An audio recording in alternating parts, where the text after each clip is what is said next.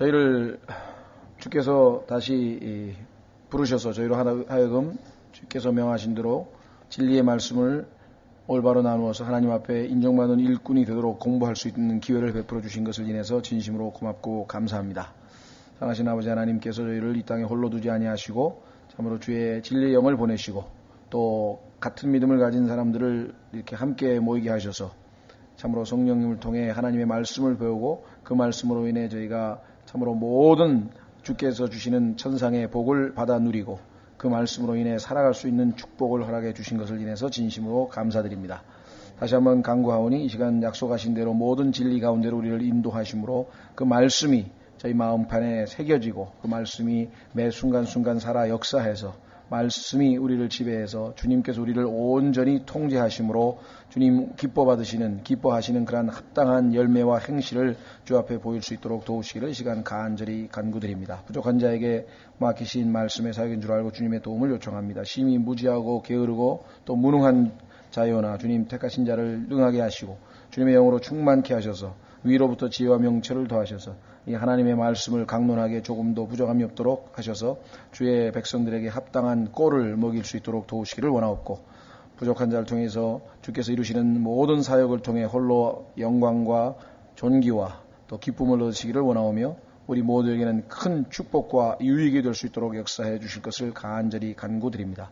이런저런 사정으로 인해서 참석치 못한 모든 지체들이 늘 주님과 주님의 말씀과 주님의 형제자매들이 모여있는 이 거룩한 집회에 마음을 둘 수 있도록 도우시기를 원하옵고 이 시간을 주님 손에 온전히 의탁드립니다. 이 모든 말씀을 우리 주 예수 그리스도 이름으로 기도하옵나이다. 아멘.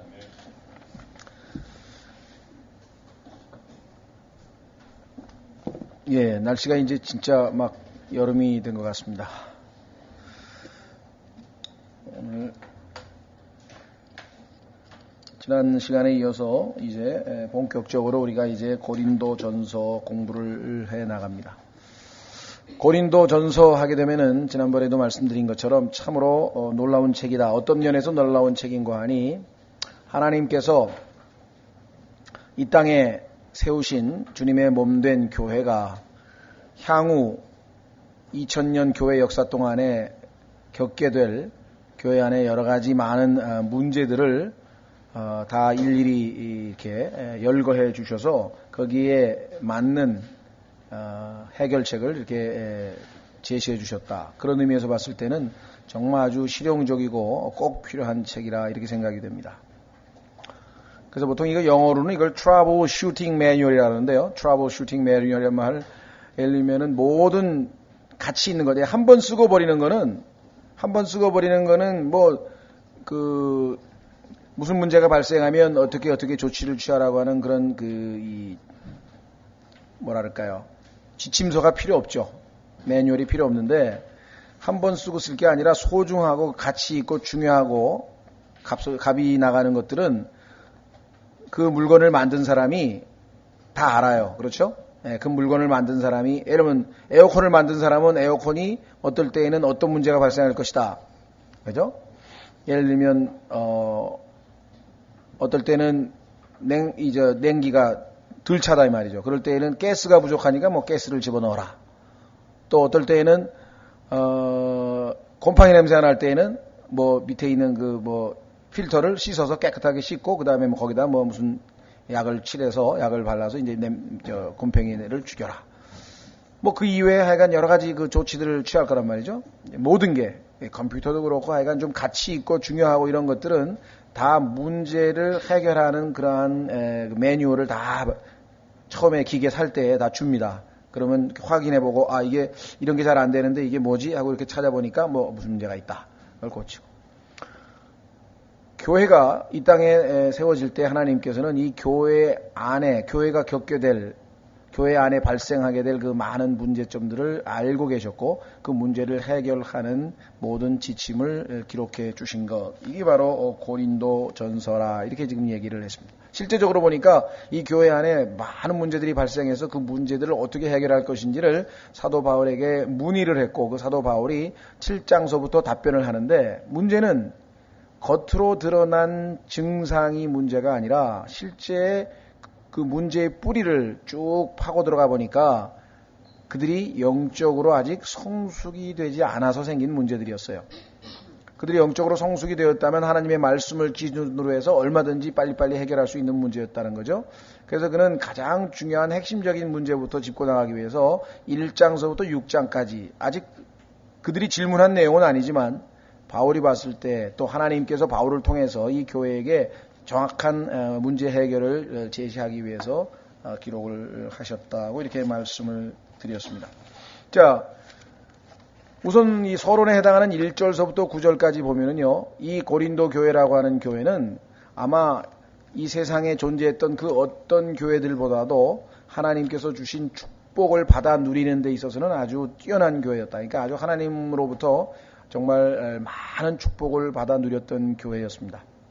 안타까운 것은 이 교회는 그 하나님이 주신 선물과 하나님이 주신 축복에 취해서 그 모든 것들을 자기 유익을 위해서만 사용을 했기 때문에 하나님께서 우리를 구원하신 것은 이제 더 이상 자기 자신을 위하여 살지 말라고 구원하셨다고 성경에 얘기했고, 이제 우리는 예수 그리스도를 위해서 또 예수 그리스도의 다른 형제들, 즉 나 이외의 다른 그리스도인들을 위해서 살라고 그렇게 우리를 죄로부터 자아로부터 해방시키셨는데, 조금 구원의 기쁨을 맛보고 조금 주님을 위해서 사는 것 같더니 언제 그랬냐는 듯이 다시 원위치로 돌아와서 자기 중심적인 신앙생활.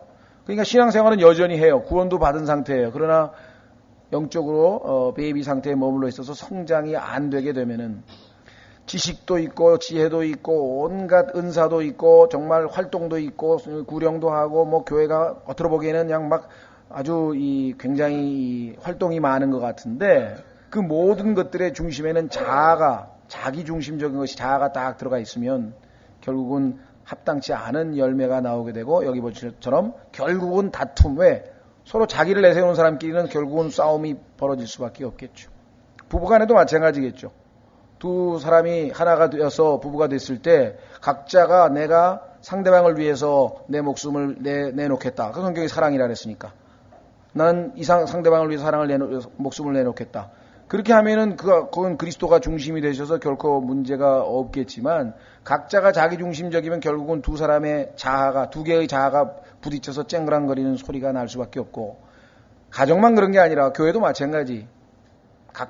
그래서 성숙한 사람이 많을수록 교회가 안정이 되는 거예요. 영적으로 어린 사람이 많을수록 분열과 다툼과 뭐 티각티각이 많을 수밖에 없는 것은 그건 자명한 사실이라는 것이죠.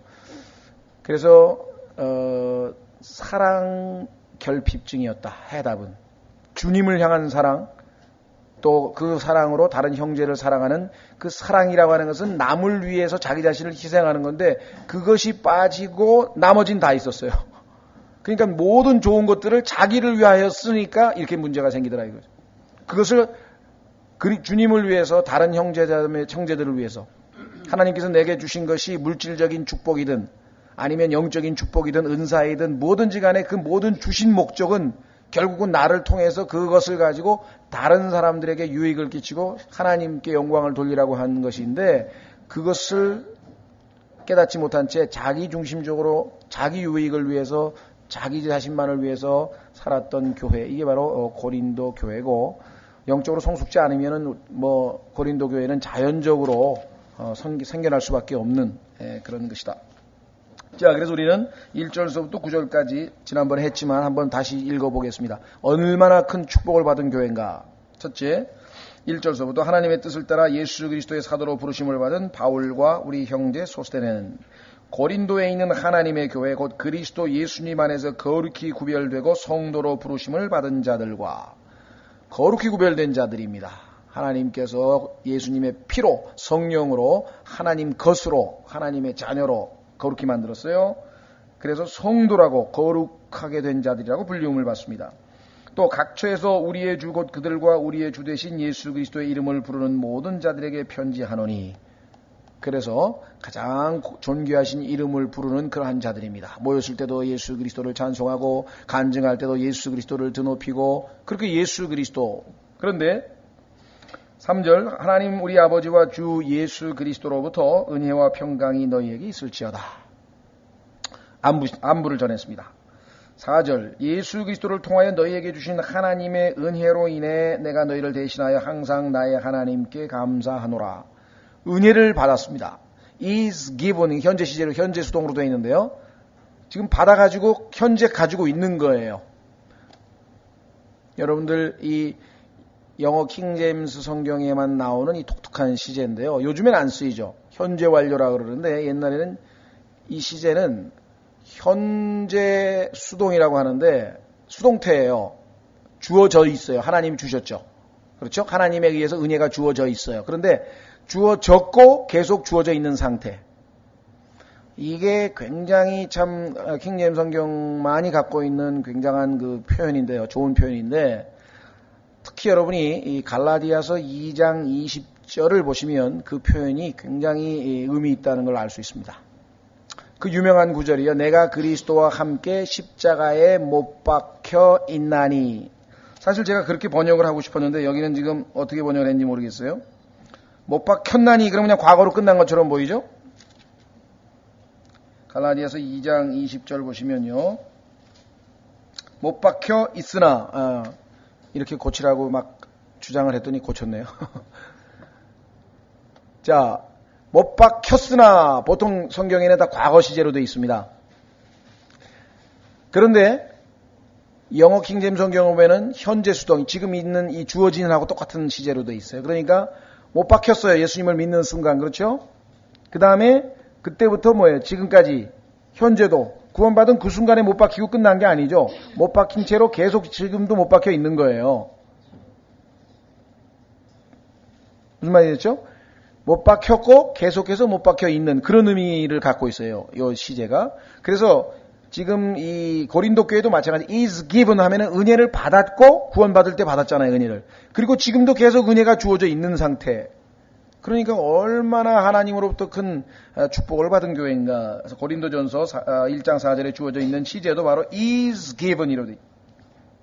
5절 너희가 모든 일 곧 모든 말과 모든 지식에서 그분으로 말미암아 풍성하게 되었으니 말에 있어서 풍성합니다. 이 교회는 모이면은요 얼마나 이 말과 지식에 있어서 능통한지 하나님의 경륜 그러면 영원서부터 영원까지 하나님의 경륜을 쫙 얘기하고 우리가 구원받은 후에는 어떻게 될 것이고 예수 그리스도와 함께 흰말을 타고 내려오면은 이 땅에서 천년왕국은 어떻게 될 것이고 그 이후에는 어떻게 되며 그냥 막 어마어마한 지식들을 가지고 있어요. 그렇죠?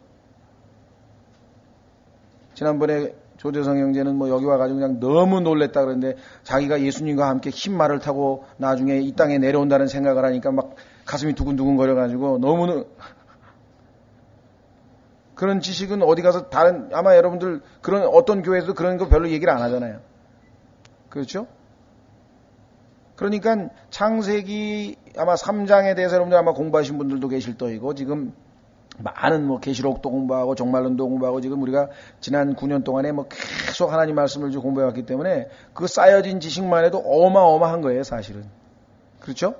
근데 그 지식을 주신 목적이 뭐예요? 내가 알고 교만해지고 너희들은 아무것도 모르고 난 좀 안다. 이게 아니고 그 지식으로 다른 사람에게 양육을 하고 도와주고 다른 사람에게 진리로 자유케 하고 어떤 그런 사역의 목적으로 지금 주어진 것이라는 거죠. 자, 그런데 여기는 하여간 말도 잘해요. 그 다음에 지식도 풍성해요. 6절 이것은 곧 그리스도의 증언이 너희 안에서 굳게 세워진 바와 같도다. 그래서 누가 봐도 저 사람들 구원받은 사람 맞아. 예수님의 증언이 확실해. 그런데 7절 이로써 너희가 어떤 선물에서도 뒤처지지 아니하고 하나님이 주신 선물이라고 하는 말은 이제 옛날에는 한자로 은사라 그랬죠. 은사. 하나님이 주신 선물에는 많은 선물이 지식도 있고 지혜도 있고 믿음도 있고 이제 고린도 전서 12장에서 14장까지가 은사 하나님 주신 선물에 관한 내용이에요. 어떤 선물을 주셨는가. 정말 이 고린도 교회만큼 그렇게 많은 선물을 받은 교회도 드물다. 자, 그 다음에 우리 주 예수 그리스도의 오심을 기다리노니 재림의 소망을 또 지니고 있는 교회였어요. 8절 그분께서 또한 너희를 끝까지 견고하게 하사 우리 주 예수 그리스도의 날에 너희가 책망받을 것이 없게 하시리라. 그래서 이들은 예수 그리스도를 만나는 그날 그들은 흠없이 예수 그리스도 안에서 발견될 것이라는 그러한 아주 보기 드물게 엄청나게 축복을 받은 교회 중에 하나였다. 그런데 불행하게도 어쩌다가 고린도전서 1장서부터 2장, 3장, 4장, 15장에까지 매 장마다 문제야. 문제 터졌어. 이렇게 해야 돼. 문제 터졌어. 이렇게 해야 돼. 문제 터졌어. 이렇게 해야 돼. 그 모든 문제 지난번 오후 성경 공부에 15가지 지금 적어가지고 여러분들 프린트물 다 나눠드렸죠. 그게 지금 매뉴얼이에요, 여러분들. 그 문제, 어떤 문제가 교회에 발생하면, 이게 고린도전서 언제에서 하나님이 발생하리라고 말씀하셨던 그 문제였구나. 그 문제를 어떻게 처리해야 되겠다. 이런 문제가 발생했구나. 교회 안에서 형제들끼리 다툼이 벌어졌다. 어떻게 처리해야 되겠구나. 교회 안에, 그죠? 이 도덕적인, 성적인 문제가 발생했다. 이거 어떻게 처리해야 되겠구나. 그죠? 교회 안에서 또, 헌금과 관련지어서 무슨 문제가 발생했다. 또 어떻게 처리해야 되겠구나. 이런 모든 문제들이 쭉 기록되어 있다는 거죠. 자, 그래서 결론적으로 9절이에요. 그리스도인의 삶에 있어서 9절이 핵심이에요. 너희를 부르사 자신의 아들 예수 그리스도 우리 주와 교제케 하시는 하나님은 신실하시도다. 우리를 부르셨어요. 구원으로 부르셨고 하늘나라로 부르셨고 하나님의 일을 하도록 부르셨고 성도로 부르셨고 우리를 부르신 바 여러 가지 중에 많은 것들이 있는데 그 중에 핵심은 뭐냐면 예수 그리스도와 사귀라는 거죠. 아들과 사귐을 갖게 하기 위해서 하나님께서 우리를 구원하신 것이다. 그렇다면 여러분과 제가 예수 그리스도와 올바른 교제 가운데에 머물러 있다면 결코 자기 자신을 위해서 자기 자신의 유익을 위해서 사는 그런 이기적인 신앙생활은 안 할 것이라는 거예요. 예수 그리스도와의 올바른 교제, 이것이 신앙의 핵심이에요. 이것이 없으면 외형적으로 아무리 어마어마한 그런 활동들이 있고 엄청난 일이 벌어지더라도 절대로 그것이 영적으로 성숙을 입증해 주는 것은 아니다. 자, 그래서 우리는 지난번에 1절서부터 9절까지 살펴보았습니다. 자, 오늘 우리가 지금 이제 봐야 될 것은 바로 무엇인가 하니 10절서부터입니다. 이렇게 복을 받고 이렇게 하나님께서 은혜를 주었던 교회가 실제적으로 들려오는 소리는 은혜로운 소식이 들려오는 게 아니라 그 안에, 그 교회 안에 다툼이 있다라고 하는 소식이 들려왔어요. 그래서 첫 번째 10절서부터 아예 안부이죠. 편지를 썼으니까 안부 인사를 끝내자마자 첫 번째가 지금 뭐냐면은 간청을 하는 거예요. 제발 너에게 부탁한다, 빈다, 이렇게 얘기를 하는. 자, 보십시오. 10절, 형제들아, 이제 내가 우리 주 예수 그리스도의 이름으로 너희에게 간청하노니. 너희가 가장 존귀하게 부르는 이름이 바로 그 이름 아니냐? 예수 그리스도 아니냐? 그 이름으로 내가 너희에게 간청을 한다. 자, 너희는 모든 것을 다 갖춘 것 같는데 너희에게 결핍된 게 있다, 이게 빠뜨린 게 있다, 이게. 그게 뭐냐면은 하나됨이 없어. 자, 보십시오. 너희는 다 같은 것을 말하고, 여러분 생각에는 어떻게 우리 모두가 다 입에서 똑같은 말을 합니까?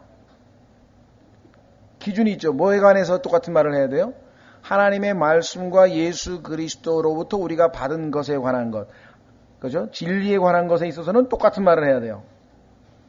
물론 우리가 다 다르죠. 어떤 사람은 빵을 좋아하고, 어떤 사람은 밥을 좋아하고, 어떤 사람은 뜨거운 거 좋아하고, 어떤 사람은 차가운 거 좋아하고, 다 틀리죠. 그래서 거기에 관해서 똑같은 얘기를 하는 거 아니에요. 나는 아파트가 좋더라. 나는 단독주택이 좋더라. 아니야, 나는 모든 게 귀찮아. 그냥 방 한 칸에 있는 오피스텔이 좋고 말이지. 다 그거 어떻게 같은 말을 해요?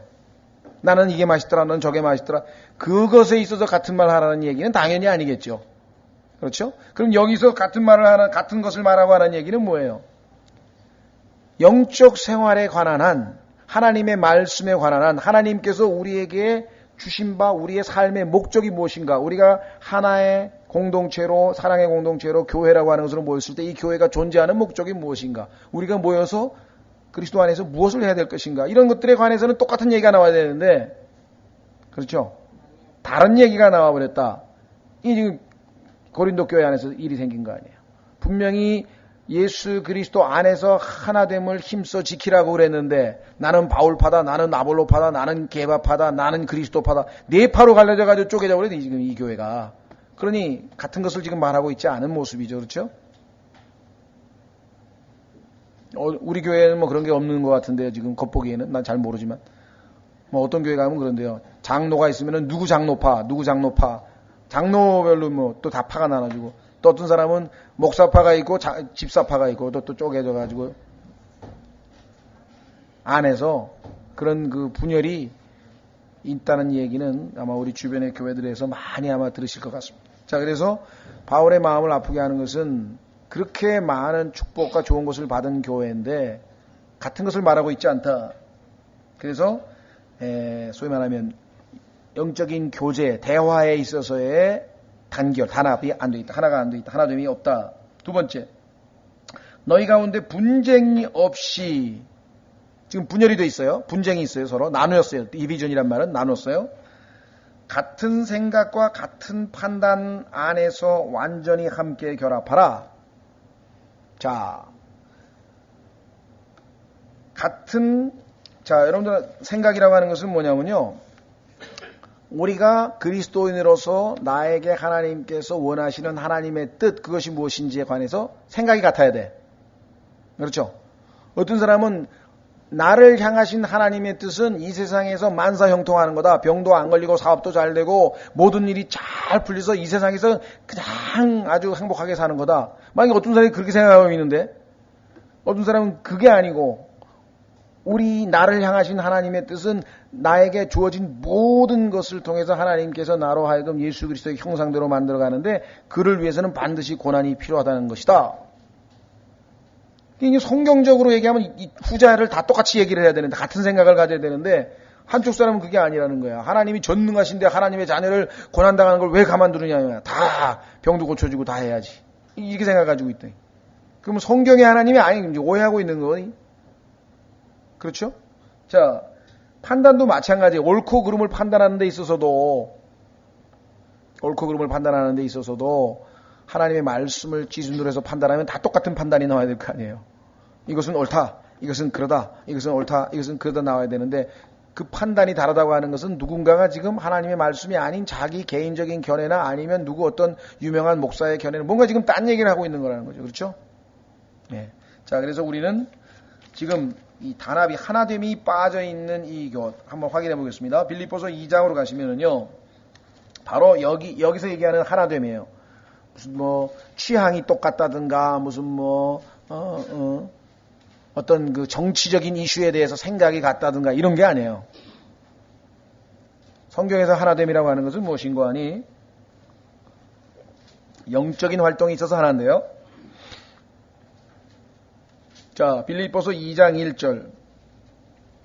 그러므로 그리스도 안에서 무슨 안위나 서로 위로해야 될 일이 있을 수 있잖아요. 안위. 사랑의 무슨 위로나. 자, 고통당하는 사람에게 이제 사랑의 위로를 해주죠. 그 다음에 컨솔레이션이라고 했을 때는 이게 안위라고 하는 것은 뭐 이제 뭐 누구 부모님이 돌아가셨다든가 뭐 이럴 때도 일종의 이제 위로와 같은 말씀이죠. 그 다음에 성령의 무슨 교제나 무슨 인정이나 긍휼이 있거든. 정말 어려운 일을 당해서 이제 불쌍히 여겨야 되고 함께 울어줘야 될 그런 일이 발생했거든. 그 다음에 뭐라 했습니까? 너희는 마음을 같이 하여, 그 다음에 같은 사랑을 가지고 한 마음으로 일치하여 내 기쁨을 성취하라. 여기서 얘기하는 바로 하나됨이라고 하는 것은 이것이었어요. 그래서 고린도 교회는 지금 이게 없다 이 말이에요. 예? 그러면은 어떤 형제가 불행을 당했으면 다 같은 마음을 우리가 다 그 사람의 불행을 이렇게 다 어떻게든지 여기 나와 있는 것처럼 긍휼을 갖고 인정을 가지고 해야 되는데, 어떤 사람은 그 맨날 하나님 말씀 안 듣고 불순종하더니 잘 됐다, 이렇게 생각을 해버리면 이게 한 마음이 안 된다 이 말이에요. 그렇죠? 그러니까 여기서 지금 얘기하는 것은 영적인 판단에 있어서나 생각에 있어서 같다는 얘기지. 우리가 일상적으로 무슨 뭐 나는 뭐 아이스크림을 좋아해. 나는 싫어. 난 아무리 겨울이라도 난 따뜻한 거 먹어야 돼. 뭐 그거 다를 수 있잖아요.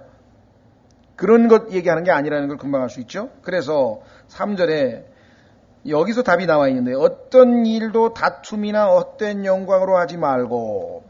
다툼이나 헛된 영광은 왜 나오냐면요, 자아를 드러내기 때문에, 자기가 남보다 더 낫다고 하기 때문에 문제가 생기는 거죠. 항상 어떻게 하면 되냐, 오직 겸손한 마음으로 각각 자기보다 남을 더 낫게 여기며 각 사람이 자기 일들만 돌아보지 말고 각 사람이 남의 일들도 돌아보라. 너희 안에 이 마음을 품을지니 곧 그리스도 예수님 안에도 있던 마음이라. 다른 사람의 유익을 위해서 내가 존재하고 하나님께서 나에게 주신 모든 것들은 다 그 목적을 위하여 사용되어져야 한다는 생각을 똑같이 다 갖고 있으면 교회 안에 문제가 생길 이유가 없다는 거죠. 그런데 고린도 교회는 그 하나님 주신 모든 것들을 다른 형제를 위해서 사용하는 게 아니라 전부 자기만을 위해서 사용을 하니까 이게 모든 문제가 발생해버렸다. 자, 그래서 우리는 하나됨이라고 하는 것은 바로 빌립보서 2장 1절에서 4절까지 나와 있는 그와 같은 의미에서의 하나됨이다. 다시 고린도전서로 돌아왔습니다. 자, 그래서 이제 10절에 세 가지를 붙였겠죠. 간청을 하는데 같은 것을 말해라. 그 다음에 분쟁이 없으라. 네 개네요. 같은 생각을 해라. 같은 판단에서 완전히 함께 결합하라. 자, 왜 이런 얘기를 했을까? 11절에 그 이유가 나와 있네요. 내 형제들아. 형제입니다. 10절에도 형제입니다. 그렇죠?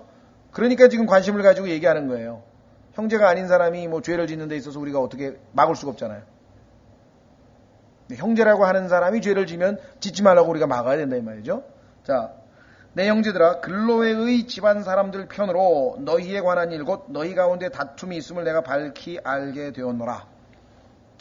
너희 가운데 있는 글로에라고 집안 사람들이 나를 방문했는데 지금 교회 걱정을 하고 있더라. 그런데 너희 가운데 보니까 다툼이 있다고 한다. 자, 알게 됐는데 내용이 뭐냐? 이제 내가 이것을 말하거니와 너희가 각각 이르기를. 자, 내가 지금부터 얘기한다. 너희가 이런 얘기들을 했다면서 나는 바울에게, 나는 아볼로에게, 나는 게바에게, 나는 그리스도께 속하였다 하니. 교회가 넷으로 지금 쪼개져 있는데요. 참 역사적으로 보면은 실제로 이런 그룹이 있었어요. 바울파라 그러는데 이 바울파라고 하는 사람들은 요즘으로 치면 어떤 사람들이냐면요. 이 극단적 세대주의자라 그래요. 하이퍼 디스펜세이셔널리스트라는데 그게 무슨 소리냐면 하나님께서 바울을 이방인들을 위한 사도로 세우셨으니까 우리 그리스도인들은 바울 서신이면 족하다. 구약성경 읽을 필요 없고 사복음서 필요 없고 로마서부터 시작해서 빌레몬서까지 바울 서신만 읽으면 된다 이거야. 그래가지고 바울을 통해서만 하나님께서 교회 시대에는 우리에게 말한다. 그래서 이걸 극단적 세대주의라고 얘기를 하는 거예요. 그 사람들의 초점이 틀린 건 아니에요. 왜냐하면 바울을 이방인의 사도로 했고 로마서부터 복음의 구원의 교리를 말씀하시고 빌레몬서까지 하나님께서 교회 시대에 필요한 교리는 바울을 통해서 말씀하신 것은 맞아요. 그러나 그 이후에 그 교리에 입각해서 실행을 해야 될 것을 또 일반 서신에서도 말씀하셨고 그 다음에 구약 성경에서는 하나님께서 우리가 그것을 통해서 위로를 얻고 인내를 얻고 배우고 하기 위해서 구약 성경도 기록했다고 지금 바울 서신에 기록되어 있어요. 로마서 15장에 써 있고 고린도전서 10장에 써 있다. 그러면 정말 바울파라고 하면 구약 성경을 당연히 읽어야죠. 왜? 바울 서신에 그렇게 써 있는데 구약 성경을 기록한 목적이 우리의 교훈을 위함이고 우리를 배우게 함이고 우리에게 인내와 위로를 준다 그랬는데 그 어떻게 된 사람이 잘못된 판단이죠. 그렇죠? 네, 그래서 이거 극단적 바울파라고 하는데요. 이것을 요즘에도 이 벌링거라고 하는 아주 유명한 학자가 아주 이 두꺼운 성경 아주 뭐라나요? 그 관주 성경을 아주 막 엄청나게 두꺼운 걸 썼는데 정말 학문적으로 치자면 대단하게 아주 자료를 많이 모아놓은 사람이지만 극단적 세대주의자여서 이 사람들은 바울이 거듭나면서부터 교회도 시작이 됐다 그래요. 그 전에 사실은 교회가 있었잖아요. 오순절에 벌써 교회가 있었는데 그래서 교회론서부터 전부 다 그냥 그러니까 예수 그리스도를 드높여야 되는데 바울이 예수님 대신 자리에 차지해서 문제가 생겨버린 파. 이게 지금 바울파예요. 두 번째는 뭐냐? 아볼로파라 그랬는데 이 아볼로는 누구냐면요. 정통 유대인이에요. 그래서 이들 사람들은 뭐냐면 율법주의. 자, 갈라디아서에 보면 그런 얘기가 나오거든요.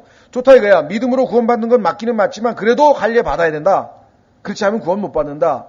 이렇게 주장하는 사람들이 있었다는 거죠. 그러니까 구약의 율법을 도로 지켜야 된다고 하는 그러한 사람들. 오늘날 누굽니까? 안식교, 몰몬교 뭐 이런 사람들 보면 다 구약의 율법을 다 지켜야 된다고 하는 사람. 우리는 율법에서 해방돼서 이제 은혜 가운데 있다 그랬는데 어떻게 율법을 또 지켜요? 율법을 못 지켜서 구원받은 사람들인데 답은 뭐예요? 그 틀린 말은 아니에요. 하나님의 율법을 그럼 우리는 다 무시하고 그냥 그건 우리하고 상관없다. 그리고 우리 아예 읽지도 않고 쳐다보지도 않느냐? 아니라 이 말이에요.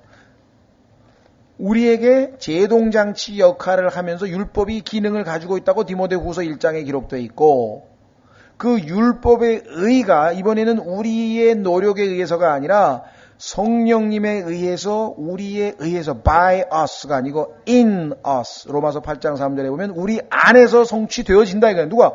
내 안에 계신 예수님이 그 율법보다 훨씬 뛰어나게 거룩함을 이루신다 이거죠. 그러니까 율법을 우리가 싹 무시하는 게 아닌데도 불구하고 그렇게 이제 생각하는 사람도 있다. 자, 그래서 아볼로파, 개바파는 여러분 뭐 잘 아시겠죠. 뭐 베드로파니까 베드로파는 로마 가톨릭파 아니에요. 베드로가 교황이라 그러고 베드로 하는 사람. 성당도 성 베드로 성당 만들었어. 네 번째 그리스도파. 이 그리스도파는 오늘날로 치면은 이 캠벌라이트라 해가지고 우리나라에도 있습니다만은 그리스도의 교회라고 하는 교단이 있어요. 그리스도의 교회. 그런데 이 그리스도의 교회라고 하는 교단은 물 속에 침례를 받아야만 구원을 받는 거야. 믿음으로 은혜로 구원받는 게 아니라 이 사람들은 물 속에 들어가서 침례를 받아야만 구원받는다고, 성령을 받는다고 가르친다고. 잘못된 이단이지만 우리나라에는 지금 많지는 않는데요. 그래도 있어요. 여럿 있어요. 꽤. 근데 미국에는 상당히 많아요. 그래서 그리스도의 교회. 근데 성경 어디에 봐도 그리스도의 교회란 말은 없어요. 그리스도의 교회들 이렇게 복수로 나와요. 딱 하나만 있는 게 아니라 지역에 여러 개 교회들이 있잖아요. 그리스도의 교회들. 그러면 예수 그리스도의 몸된 교회로 얘기할 때는 하나님의 교회 단수로 나와요. 그건 온 우주에 전체적으로 모여있는 하나. 그러니까 성경에 없는 용어를 만들어서 우리만 진정으로 그리스도를 섬기고 너희들은 아니다. 이렇게 우월감을 갖게 만들어 놓은 이름이에요, 이게. 자, 진정한 그리스도파라 그러면 어떻게 됩니까? 당연히 바울파하고 아볼로파하고 게바파하고도 잘 지내야죠. 사랑하고. 그게 진정한 그리스도의 파인데 너희들하고는 안 지내. 그리고 따로 놀면서 그리스도의 파라 그러니까 이것도 이름을 잘못 뭔가 지금 오해를 하고 있다.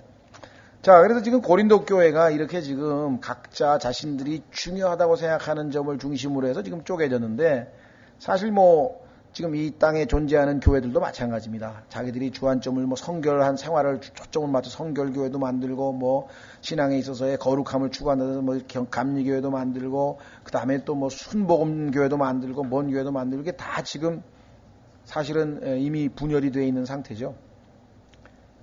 문제는 한 지역에 있는 한 교회 안에서도 잘못하면 문제가 분열이 생길 수 있다는 것. 자, 그래서 여긴 지금 지역교회 하나인데 고린도에 있는 하나님의 교회인데 교회 하나 안에 지금 이렇게 네 파로 쪼개졌어요. 그래서 이제 책망을 할 수밖에 없는 거죠. 하나님 말씀과 어긋난 짓을 했으니까.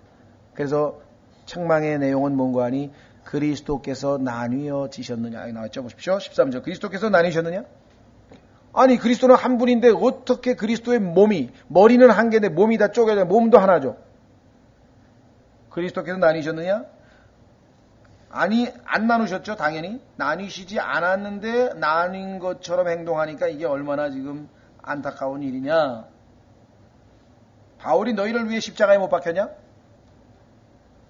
십자가에 못 박혀서 우리에게 구원을 주신 분은 그리스도 한 분뿐인데 왜 바울 얘기 왜 하냐 너희가 지금. 그렇죠? 그 다음에 혹 너희가 바울의 이름으로 침례를 받았느냐? 성경에 보면은 분명하게 아버지와 아들과 성령의 이름 그게 주죠. 주. 그래서 주라고 하는 이름으로 침례를 주었는데 언제 내가 바울의 이름으로 침례를 주느냐 그건 말이 안 되지 않냐 이게요. 그랬는데 왜 바울파 얘기를 하느냐. 14절 내가 그리스보와 가이오 외에는 너희 가운데 아무에게도 침례를 주지 아니한 것을 하나님께 감사하노니 다행이다 이거 내가. 왜? 만약에 내가 많은 여러 사람들에게 침례를 줬다면 사람들이 괜히 또 나를 들먹여가지고 나는 바울에게 침례받았다 그러고 너는 저 집사한테 침례받았지 나는 저 바울 사도에게 침례받은 사람이야 막 이러고 또 싸움이 생겼을 텐데 다행히 내가 몇 사람 안 했어. 그래서 하나님께 감사하다는.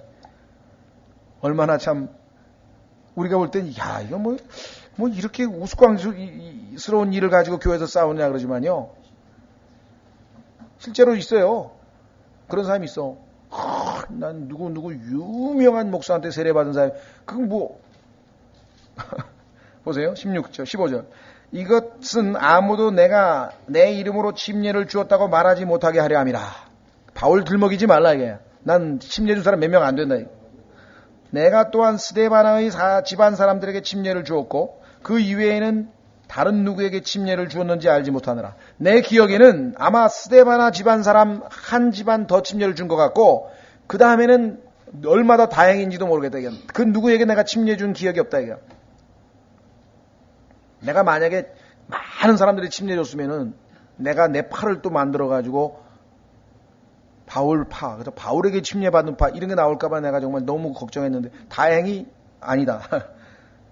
17절 그리스도께서 침례를 주라고 나를 보내지 아니하시고 복음을 선포하라고 보내셨느니 이 일을 말의 지혜로 하지 아니함은 그리스도의 십자가가 무효가 되지 않게 하려 함이라. 자, 이걸 또 곡해하는 사람이 있어요. 그리스도께서 침례를 주라고 나를 보내지 아니하시고 복음을 선포하라고 보내셨나니. 그런데 바울은 지금 보니까 14절에 그리스보, 가이오, 그 다음에 16절에 스데바나 집안 사람들은 침례를 주었죠.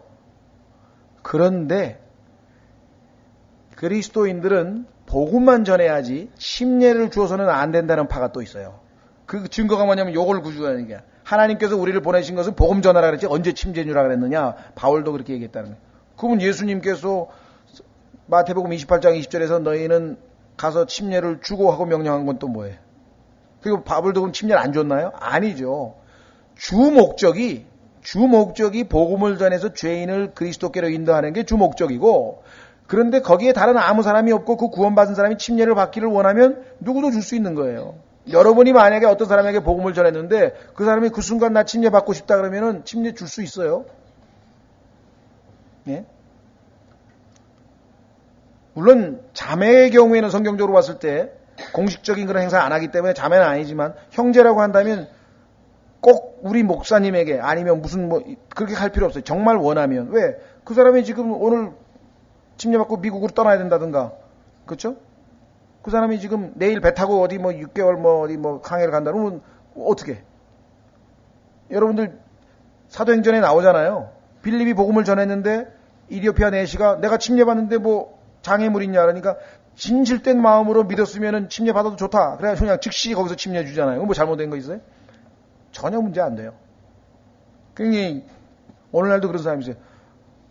난 옛날에 침례 준 사람이 지금 보니까 그 사람 나 구원 받았는지 안 받았는지 좀 의심 가는데 다시 받을 수 없을까요? 뭐 이런 사람이 있어.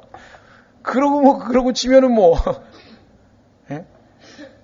그리고 실제로 또 어떤 분은 자기는 옛날에 침례 받을 때 그게 뭔지도 모르고 받았기 때문에 그 의미를 이제 정확하게 알았으니까 다시 한번 받고 싶다. 받아도 돼요, 그러면. 왜냐면 옛날에 침례가 뭔지를 모르고 그냥 받았으니 지금은 의미를 정확하게 알았으니까 내가 좀 더 정말 새로운 어떤 의미를 갖기 위해서 주님 앞에 내가 옛사람이 죽고 장사되고 이제 진짜 새 사람으로 부활했다는 걸 내가 주님 앞에 선포하고 형제자매들에게 간증하기 위해서 내가 다시 한번 받겠습니다. 그거 좋은 거예요. 그런데 그거를 뭐 성경에서 한 번 받으라 그랬지 두 번 받았냐 그런 거 어디 있어요 성경에. 그런 거 가지고 논쟁을 벌이는 게 이게 베이비들이 하는 짓이에요. 쓸데없는 거예요. 중요한 거는 모르고 그냥 엉뚱한 거 가지고. 자, 그래서 여기서 지금 그리스도인이 침례 주지 말라. 이게 17절을 인용하면서 아니에요. 바울은 주었어요. 그러니까 그거 주장하는 교회가 또 있어. 참 우리가 볼 땐 좀 이상하지만. 핵심은 침례가 아니고 물론 복음을 전하라고 하는 것이 하나님의 뜻이었다. 자, 그런데 이 일 뭐냐? 복음을 선포하는 얘기입니다. 그 일을 어떻게 해야 되느냐? 말의 지혜로 하지 아니함은 사람이 만드는 그 말의 지혜 있죠. 우리 어떨 때 보면 좀 더 물론 의도는 그 사람이 더 잘 알아듣게 하기 위해서 막 다양한 막 예화도 들고 막 설명도 하고 막 하잖아요. 그 자체가 나쁜 건 아닌데 사실 그것만 해가지고서는 그 사람이 믿는 건 아닌데 그건 그냥 도움을 주는 것뿐이지 실제적으로 뭘 얘기했냐면 여기 어쩌면 십자가를 선포해야 돼. 핵심은 뭐냐면 십자가에서 예수 그리스도가 죽으셨는데 그것이 바로 당신을 사랑해서 당신 죄 때문이라는 사실인데 당신이 그걸 믿어야 된다 이거야.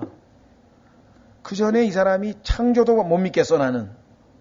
빛이 있으라는데 빛이 안 하는 그런 건 못 믿는다. 그러니까 이제 그런 거에 어떤 편견을 깨트리기 위해서 우리가 과학적인 얘기도 하고 뭐 우리 그때 여기 비디오 봤잖아요. 무슨 프로젝트로 해서 쫙 보니까 막 증거들도 많고 이렇게 해서 그걸 도와주는 것 뿐이지 결정적으로 이 사람이 하나님 품으로 돌아오는 것은 십자가의 사랑을 알아야 되는 거죠. 그거를 빼놓고 얘기하면 의미가 없는 거죠. 예, 그래서 바울은 말의 지혜로 안 했다. 핵심은 뭐냐? 그리스도의 십자가가 무효가 되지 않게 하기 위해서. 자, 그런데 18절 보십시오. 십자가를 선포함이 멸망하는 자들에게는 어리석은 것이로되. 자, 구원을 못 받고 하늘나라로 못 가고 지옥으로 가는 사람들이 이제 멸망하는 사람이죠. 페리시라고 하는 이 멸망이라고 하는 단어가 보면은 요한복음 3장 16절에도 나오잖아요. 그죠? 멸망치 않고 영생을 얻게 하려 하시며 했을 때 멸망. 그러니까 지옥에 간다는 얘기예요. 그러니까 구원을 못 받고 지옥에 가는 사람, 이 사람에게 있어서는, 지옥에 가는 사람에게 있어서는 십자가를 선포하는 게 어리석어. 자, 십자가에서 하나님께서 인간이 되셔서 이 땅에 오셨는데 그분이 십자가에서 죽으셨다. 자, 이 사람이 생각할 때는, 아니, 온 우주를 창조하신 그 전능하신 하나님께서, 왜 죽어? 너무 어리석잖아요. 그잖아요. 전능하신 분이고, 죽음도 이기실 수 있는 분인데, 아니, 그럼 왜 죽냐, 이거예요. 이해가 안 간다, 이게. 그 다음에, 아니, 전능하신 하나님이라고 하는데, 그분이 이 땅에 엄마 뱃속에서 갓난아기에서 나와가지고 엄마 젖을 빨고 자라났단 말이에요? 이건 못 믿겠다. 그러니까 십자가를 선포하면은요, 조금 머리가 돌아가고 뭘 좀 안다고 하는 사람은 그게 하도 이상한 거예요. 어리석게 보이는 거예요. 그렇죠? 과거에 어떤 분이 그래요. 아주 우리나라에서 그래도 상당히 지성인 중에 한 분인데, 지금 한성대학교 총장 하시는 양반이죠. 손봉호 교수라고. 그분이 이제 예수님을 믿고 거듭난 하나님의 자녀인데, 철학 박사에다가 그것도 아주 소위 말하는 세상에서 아주 이 지성인 치고는 굉장히 똑똑하신 분이에요. 임마누엘 칸트에 대한 논문도 써가지고서는 이제 하여간 우리나라에서는 이 서울대학교 사범대학 사회교육과 교수도 하고, 그 다음에 지금 한성대 총장도 하고, 경실련 대표도 하고, 하여간 사회적으로도 굉장히 인정받는 그리스도인인데, 그 사람만 보면은 주변에 있는 똑똑한 사람이 이상하다는 거야. 당신을 보니까 상당히 똑똑한 사람인데, 그러니까 당신 십자가에서 죽은 그 유대인을 믿는다 이거 말이에요. 유대인이잖아요, 예수님이. 그러니까 십자가에서 죽은 그 유대인이 당신 주님이고 그 사람을 경배하고 당신 그건 맞냐 이거죠. 이해가 안 간다. 그렇죠? 그래서요, 이 십자가를 선포함이, 십자가를 우리가 얘기하고 하면은 멸망하는 자들에게는 그게 어리석은 것처럼 들려요. 받아들이기 어려워요. 그런데 반대로 구원받은 우리에게는 하나님의 권능이니라. 그렇습니다. 십자가를 선포하면 하나님의 권능이 역사해서 그 십자가의 사랑을 받아들이는 사람은 구원을 받아. 얼마나 놀라운 권능이에요. 죄인을 하나님의 아들로 만들어보는 권능. 요한복음 1장 12절에 말씀했잖아요. 영접하는 자 곧 그의 이름을 믿는 자에게는 하나님의 아들들이 되는 권능을 주셨으니, 파워를 주셨는데, 죄인의 신분에서 하나님의 아들로 되는 그 엄청난 신분의 격상, 영원히 멸망받을 자가 영생을 얻는 놀라운 역사가 십자가의 선포함을 통해서 이루어진다는 거예요. 그죠? 자, 바울은 그 사실을 알았어요. 그래서 그는 하나님의 권능, 성경에 보면 복음이 하나님의 권능이라 그랬습니다. 또 여기 나와 있는 것은 십자가를 선포함이 하나님의 권능이고, 그리스도가 하나님의 권능이고, 성령님이 하나님의 권능이고, 이 하나님의 권능에 대해서 성경에 보면 여러 개가 나오는데 그 중에 하나가 뭐냐? 십자가를 선포해 보세요. 사람들에게 십자가를 선포하면 권능이 나타나. 하나님의 권능. 그 죄인이 주님 품으로 돌아온다. 19절 기록된 바 내가 지혜로운 자들의 지혜를 무너뜨리고 분별 있는 자들의 명철을 쓸모없게 만들리라 하였으니. 자, 하나님께서 구약 성경에 기록해 놓으시기를 뭐라고 했냐면요, 지혜로운 자들의 지혜를 무너뜨린다. 지혜라고 하는 말 여러분들 아시죠? 이 소피아인데요, 그리스 말로 소피아. 그래서 소피아 로렌도 있고요, 배우. 스페인의 그 왕비 이름이 소피아예요. 레이나 소피아. 그 다음에 불가리아의 수도, 도시 이름도 소피아죠? 소피아. 얼마나 소피아가 이 이름이 멋있어요. 그죠? 지혜란 말이에요, 지혜. 지혜의 여신 하잖아요. 그리스에 보면 지혜의 여신. 지혜. 예? 그래서, 필로소피아. 영어로 하면 필로소피인데, 필로란 말은 사랑한단 말이에요. 소피아. 그 지혜를 사랑하는 사람들. 그게 철학자라는 거죠. 예? 철학이라고 하는 단어가 지혜를 사랑한다는 뜻이에요. 그런데 그게 어떤 지혜냐 이거야. 하나님 보시기에는 하나님을 알게 되는 지혜가 아니고 하나님을 배척하고 자기 자신의 지혜를 내세우는 것. 이것을 세상의 지혜라 그랬어요. 한번 확인해 보겠습니다. 세상의 지혜 뭐라고 얘기하냐면요. 고린도전서 2장으로 가보십시오. 고린도전서 2장에 보면은 5절. 이것은 너희의 믿음이 사람들의 지혜 안에 서지 아니하고, 자, 사람들의 지혜라는 표현이 나와 있죠? 하나님의 지혜가 아니야. 사람들의 지혜, 이게 철학이라 그래. 자, 6절. 그러나 우리가 완전한 자들 가운데에서 지혜를 말하거니와 그것은 이 세상의 지혜가 아니요. 자, 사람들의 지혜도 아니고 이 세상의 지혜도 아니고, 그 다음에 아무 쓸모없게 될, 여러분 생각해 보셨어요? 그 돈은 많이 들어가지고 철학을 공부하는. 아, 정말 우리 양금석 형제님 그 아들 참 안타까워요. 미국에 지금 철학 박사 공부하러 갔는데 그 양승원 자매가 동생 좀 어떻게 구원시켜 보려고 그냥 애를 썼는데, 이 철학 박사 받을 사람이니까 너무나 지혜가 뛰어나가지고 누나 말을 거들떠도 안 본다고. 누나는 십자가 얘기만 하니까 그게 다 어리석게 들리는 거예요. 그렇죠. 이거 보세요. 6절에 이 세상의 지혜가 아니요 또 아무 쓸모없게 될 이 세상 통치자들의 지혜가 아니라. 자, 세상의 지혜, 사람들의 지혜, 이 세상 통치자들의 지혜. 그런데 이것은 다 하나님 보시기엔 다 뭐예요? 쓸모없게 된 거예요. 그 지혜가 아무짝에도 쓸모없어. 왜? 지혜가 누구예요? 예수 그리스도예요. 그런데 그 지혜 자체를 알 수 없는 지혜는 그 쓸모없는 지혜라는. 그렇죠? 그래서 하나님께서 어떻게 하는가? 고린도전서 1장 19절.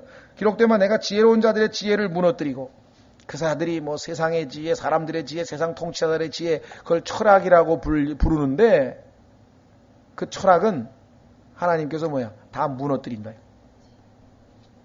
이 세상에 있는 철학자들은요, 전부 다 한마디씩 했어요. 아주 예외적으로 하나님을 믿고 구원받아서 이 세상의 지혜, 즉 이 세상의 철학이 이렇게 잘못됐다고 비판한 철학자들이 몇 명 있어. 그럼 하나님께서 그 사람들은 사용하시는 거지. 이 세상의 철학이 얼마나 엉터리인가를 철학을 전공한 박사들이 설명을 하는 거야. 그런 책 중에 쉬운 책이 하나 있어요. 여러분들이 읽을 만한 책. 그게 지금 여기 교회에 세계관을 분별하라라고 하는 책이 지금 여기 갖다 놨는데 4-5권 지금 남아있을 거예요. 여러분 생각하니까 세계관 벌써 뭔가 좀 어려운 것 같다. 읽지 말아야지. 아니에요. 세상 사람들이 무슨 생각을 하고 있는지를 거듭난 그리스도인이 철학을 전공한 사람이, 철학 박사가 분석을 해서 우리에게 쉽게 설명을 해줘요. 아, 그러니까 안 믿는 사람들은 머릿속에 이런 생각을 하는 거구나. 도움이 되는 거예요. 우리에게 유익이 돼요. 그래서 좀 많이 읽으라고 지금 제가 고면을 해드렸는데요. 그 사람은 서울대학교 철학과를 나온 사람이고 동양 철학을 했는지 하여간, 그래서 기사상 있죠. 우리나라의 기. 그 기사상에 대해서 썼고 한의학에 대해서 썼고 성경적으로 아주 비판을 잘 해놨어요. 그래서 세계관을 분별하라라고 하는 책, 불교와 기독교의 차이점도 설명해놓고 아주 설명이 잘 돼요. 제가 우리 소책자 하나 보셨죠? 세계관을 분별하라고 하는 소책자, 조그만 책자 하나 얇은 거 있었잖아요. 거기에 보면은 불교는 고통으로 인간의 문제를 접근하고 성경은 죄로 접근하고, 그래서 차이점을 설명한 것 기억나세요? 그래서 그 불교 신자들에게는 그거 갖다 주면 굉장히 도움이 많이 된다고 제가 말씀을 드렸었는데, 저 세계관을 분별하라고 하는 한 10여 페이지짜리 책, 그 책자에서 발췌해서 만든 거예요. 핵심적인 거 딱 뽑아가지고. 자, 그래서 하나님께서는 이 세상의 철학이 엉터리라, 지혜가 엉터리라는 것을 알리기 위해서 그 전공한 사람 중에서 겸손한 사람으로 하나님 앞으로 십자가를 통해서 하나님 앞으로 나온 사람들을 사용을 하시는 거예요. 그런 사람들 중에 이제 우리나라 사람 이제 세계관을 분별하라는 책이 있고, 이제 서양 사람 중에는 저기 우리도 책 4권인가 5권 갖다 놨는데 한 20권이 돼요. 세상 철학, 문학, 사상, 그다음에 예술, 미술, 음악, 조각, 하여간 모든 그런 활동들을 성경적으로 분석을 해놓은 건데 이 책이 20권이 돼요. 그 단행본이 20권이고 전집으로 5권짜리인데 프란시스 셰퍼라고 하는 사람이, 그러니까 미국의 철학 박사이면서 장로교 목사인데요. 킹제임 성경을 쓰는 분이에요. 장로교 목사지만. 그래서 평생 동안 책 20권을 써가지고 자기가 공부한 철학이 어떻게 해서 하나님 말씀과 어긋나는가를 다 써놨어요. 그러니까 대학에 다니는 거나 이런 사람들이 읽으면은 자기 방어를 할 수 있죠. 수업 시간에 선생들이 막 엉터리 얘기할 때, 이거 틀렸구나, 이거 틀렸구나, 그걸 막을 수 있다 이거예요. 그래서 이제 그런 도움을 줄 수 있는 사람도 철학자들도 하나님이 사용을 하셔요. 겸손하기만 하면 진정한 철학자들은 아까도 얘기한 손보호 교수도 그렇고 하나님 앞에 무릎 꿇고 거듭나는 방법은 뭐예요? 십자가에 복음을 받아들이는 것이죠. 자, 그래서 20절 지혜로운 자가 어디 있느냐? 하나님 보시기에는 있어요, 없어요? 없다 이 말이에요. 세상의 사람들이 지혜롭다 그러고 뭔 온통 지금 제일 지혜롭다고 우리나라에서 폼 잡는 사람이 도올 김용옥인데요. 그냥 읽을 때마다 들을 때마다 우스워서 죽겠어. 우리 교회 이제 주일학교 학생보다도 몰라. 첫째, 하나님이 계신지 안 계신지 이 사람 잘 모른다는. 우리는 아는데. 그렇죠? 천지를 누가 창조했냐니까 모른다는 거야. 천장육으라는 거야. 하늘은 길고 뭐 세월은 뭐 안 끝나고. 말은 뭐 그럴싸하게 하지만은 우리 그 주일학교 아이들은 다 알아요. 하나님께서 말씀으로 천지 창조한 거 다 안다. 우주의 기원에 대해서 애는 아는데 이 사람은 몰라. 나중에 가면요. 나중에 이 종말에 대해서 미래학자들도 몰라요. 근데 성경에 보니까 하나님께서 새 하늘과 새 땅을 만들기 위해서 지금 하늘과 땅을 불태워버린다. 다 알아.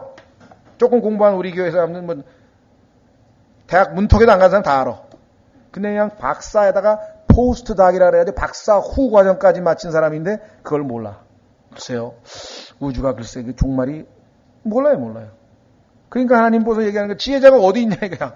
이 세상에 지혜 좋은 사람이 가장 지혜롭다고 한 사람이 있는데 두 사람이에요. 한 사람은 소크라테스인데 나는 내가 아무것도 모르다고 하는 사실 이외에는 아무것도 알지 못하노라. 뭐 무슨 소리가 좀 이해가 되십니까? 나는 내가 아무것도 모른다고 하는 사실 이외에는 아무것도 알지 못하노라. 자기 스스로 아무것도 모른대요. 예? 소크라테스. 자기 스스로 아무것도 모른대. 아인슈타인. 나는 수학 공식 이외에 그 어떠한 신도 믿지 아니하노라.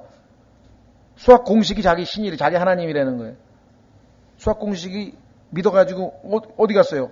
죽어서 지옥 가버렸는데 수학 공식 믿어가지고. 자, 그러니까 지혜에 있어서는 여기 나와 있는 것처럼 지혜로운 자 하나님 보시기에는 없다 이 말이죠. 그 다음에 서기관이 어디 있느냐. 이 서기관이라고 하는 것은 하나님의 말씀을 기록하는 사람들이잖아요. 그러니까 성경 기록관이라고 보통 얘기도 했었는데요. 소위 말하면 지식층을 대변하는 사람이에요. 우리는 하나님의 말씀을 베끼는 사람이다. 그 다음 세 번째, 이 세상의 변론가가 어디 있느냐. 논쟁 일삼는 사람, 옳고 그름을 따지는 사람 있잖아요. 옛날에 보면 그 소피스트라 그래가지고 궤변론자라고도 하고 해가 나오면은 이게 옳다 뭐 최고의 선이 뭐냐, 최고의 도덕이 뭐냐, 맨날 이런 거 가지고 논쟁 벌이는 사람들 있잖아요. 예? 죽음의 의미가 뭐냐, 뭐 이런 거 가지고 막 논쟁하잖아요. 자, 그 다음에 그러니까 지혜로운 자, 서기관, 변론가, 이 세상에서 가장 뭔가 안다고 하는 사람들은 하나님 보시기에는 제일 무식한 사람들이야. 그래서 하나님께서는 이 세상의 지혜를 어떻게 만들었다고 했습니까? 어리석게 만들지 아니하였느냐. 이 세상에 가장 지혜로운 사람에게 한번 물어보세요. 인간은 어디서 와서 무엇을 하다가 왜 사냐 이게. 인간은 어디서 왔습니까? 인간은 이 땅에 왜 삽니까? 인간은 죽으면 어디로 갑니까? 다 모른대. 그거 모르고 왜 살아요? 그거 모르고 산다는 것 자체가 뭐 의미가 없잖아. 그래서 이 세상에서 제일 똑똑한 사람에게 물어봤어요. 왜 사느냐고. 당신 왜 삽니까? 내가 화를 뻘컥 내면서 그걸 어떻게 알아? IQ 제일 높다는 사람 얘기해서 그걸 어떻게 하냐 이게. 에? 그러면서 닭이 달걀을 낳은 것처럼 나도 산다. 닭이 달걀을 왜 낳습니까? 하나님이 지어놓은 본능이니까 저는 낳잖아요. 자연현상이다 이거야. 그 내가 뭐예요 나도. 내가 사는 이유는 목숨이 붙어있으니까. 숨을 쉬고 생명, 피가, 심장이 펌프질을 하니까 내가 지금 사는 거지. 뭐 달래 사는 거냐 이게. 그렇죠? 동양 사람은 또 더 무서워요. 초월했다 이거야. 그런 걸 왜 물어보냐 이거야. 그래서 왜 사느냐고 물으시면 빙그레 웃지요. 아, 멋진 시예요. 그걸 가지고 정말 이렇게 멋진 시가 없다고 대학 강단에서 박사학위 과정에서 내내 강의 들었어요 제가. 그 얘기 강의 들으면 저는 그 얘기를 들으면서 속으로 웃어. 야, 정말 너무하다. 평생 책 들고 수백 권 책을 읽고 수천 권 책을 읽었다는 사람들이 왜 사느냐고 물으니까 빙그레 웃지요. 우리가는 왜 삽니까? 하나님을 기쁘시기 위해서 사는 거예요. 우리는 한 써 있잖아요. 우리를 만드신 분이 그렇게 써놨는데 얼마나 기뻐요. 예? 나를 만드신 분을, 나를 구원하신 분을, 나를 먹이신 분을, 나를 사랑하시는 분을 조금이라도 내가 기쁘게 해드리기 위해서 사는데, 그랬더니 오히려 내가 더 기쁘다 이게야. 왜? 하나님의 기쁨이 나에게 넘쳐버리니까. 하나님을 위해서 사는 건 줄 알았더니 알고 보니까 그게 하나님이 나를 행복하게 만드는 길이야. 알고 보니까 이거야말로 정말. 예? 자, 그래서 21절 하나님의 지혜에 있어서는 세상이 지혜로 하나님을 알지 못하였으므로, 세상의 지혜를 가지고 하나님을 알려고 발버둥이 몰라. 그래서 어떻게 하나님께서 복음 선포의 어리석은 것으로 믿는 자를 구원하기를 기뻐하셨도다. 그래서 우리가 복음 전하는 거예요. 프리칭 나가서 제가 여러분들 모르겠습니다. 우리 함께 거리 설교 나가면 제가 처음에 기도할 때 기도 쭉 마치고 맨 끝에 늘 하는 게 그거예요. 복음 선포의 어리석은 것으로 믿는 자들을 구원하기를 기뻐하시는 하나님. 그래서 우리는 그 하나님을 기쁘시게 하기 위해서 지금 나왔습니다. 우리가 왜? 복음 선포의 어리석은 것으로 믿는 자들을 믿기만 하면 구원하기를 기뻐하시는 게 하나님이시니까 그 하나님을 기뻐해드리기 위해서 이게 일단 나왔다 이게 우리가. 그리고 구원 못 받은 사람이 너무 불쌍해서 나왔다 이거야. 우리는 복 받았는데 등등등등. 첫 번째가 뭐예요? 여기 나와 있는 거예요. 하나님이 우리가 프리칭 복음을 전파해서 그거를 어떤 사람이 믿으면 하나님은 구원을 그냥 즉시로 줘버리시는 거예요. 그걸 기뻐하셔 하나님이. 그게 우리가 복음 전하는 거예요. 구령 많이 해서 교회에서 야, 저 사람 훌륭하다, 저 사람 전도 잘한다, 이 칭찬받으려고 복음 전하는 게 아니라고 지금 이게. 첫째는 하나님이 기뻐하신다는 거예요. 둘째는 그 죄인들을 하나님 품으로 인도할 수 있는 유일한 방법이 복음을 전파하는 거예요. 다른 게 없어요. 자, 그래서 21절 하나님의 지혜에 있어서는 세상이 지혜로 하나님을 알지 못하였으므로 하나님께서 복음 선포에 어리석은 것으로 믿는 자를 구원하기를 기뻐하셨도다. 세상의 지혜를 가지고는 결코 하나님을 알 수 없다. 오직 하나님의 말씀을 믿음으로. 그렇죠? 하나님 말씀을 가르쳐주면 믿으면 되는 거예요. 자, 한 구절 읽고 마치겠습니다. 오전 시간에. 자, 요한 1서로 가보십시오. 나중에 하나님께서 아마 그렇게 말씀하실 것 같아요. 자, 요한 1서.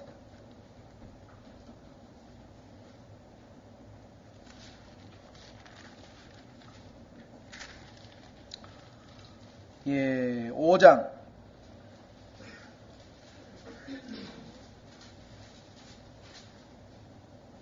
요한일서 5장 6절서부터 보시면은 이분은 물과 피로 오신 분이시니 곧 예수 그리스도시라. 물로만 오지 아니하시고 물과 피로 오셨느니라. 증언하시는 이는 성령이시니. 자, 증언하십니다. 성령께서. 여러분과 제가 입을 열 때 성령께서 증언을 하십니다. 이는 성령께서 진리시기 때문이라. 하늘에 증언하는 세 분이 계시니 곧 아버지와 말씀과 성령님이시라. 또 이 세 분은 하나이시니라. 땅에, 자, 이 땅에 증언하는 셋이 있으니 영과 물과 피라. 또 이 셋이 하나로 일치하느니라. 자, 9절. 만일 우리가 사람들의 증언을 받을진대 하나님의 증언은 더 크도다. 사람의 증언은 뭡니까? 많은 증언들이 있잖아요. 예를 들면 이순신 장군이 거북선을 만들었다. 다 믿어요. 세종대왕이 한글을 만들었다. 다 믿어요. 에디슨이 뭘 발명했나요? 전기를 발명했나요? 다 믿어요. 라이트 형제가 비행기를 만들었다. 다 믿어요. 사람들이 증언한 거 다 믿죠.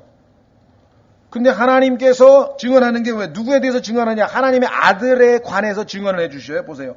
이것은 하나님의 증언이니 곧 9절. 그분께서 자신의 아들에 관하여 증언하신 것이라. 하나님의 아들이 누구냐? 그분이 하나님의 아들이신데 인간의 몸을 입고 이 땅에 오셨는데 그분이 예수 그리스도신데 그분이 인간의 죄를 홀로 뒤집어 쓰시고 십자가에서 죽으셔서 그분이 사흘 만에 부활하셔서 지금 하나님 보좌 우편에 앉아 계신데 그분을 믿음으로 구세주로 믿고 영접하면 하나님께서 영원한 생명을 주신다. 이게 지금 하나님이 하나님의 아들에 대해서 증언을 했는데 인간의 증언은 다 믿는데 그보다 더 큰 증언인 하나님의 증언을 안 믿는다. 인간이 얼마나 하나님께서 화가 나시겠어요. 사람의 말은 다 믿으면서 하나님의 말을 안 믿어? 그렇죠? 그래서 10절에 하나님의 아들을 믿는 자는 자기 안에 이 증언을 가지고 있고, 그렇죠? 하나님을 믿지 않는 자는 그분을 거짓말하는 자로 만들었나니, 하나님을 안 믿는 사람은 하나님이 자기 아들에 대해서 증언한 걸 거부한 거니까 거짓말자로 안 믿는 거 아니에요. 거짓말하는 자로 만들었나니 이는 아버지께서 자기 아들에 관하여 주신 증언을 그가 믿지 아니하기 때문이라. 그 증거가 이것이니, 뭐가 증거인가 보세요. 곧 하나님께서 우리에게 영원한 생명을 주신 것과 이 생명이 그분의 아들 안에 있는 것이니라. 예수님을 믿으면 영원한 생명을 주시는데 그 생명은 어디에 있느냐? 아들 안에 있어. 그래서 아들을 영접하면 영생도 동시에 영접하는 거야. 그게 하나님이 증언을 해놓으신 거야. 그런데 안 믿어. 자, 그래서 우리는 다시 쉬었다가 고린도전서 1장 22절부터 계속해서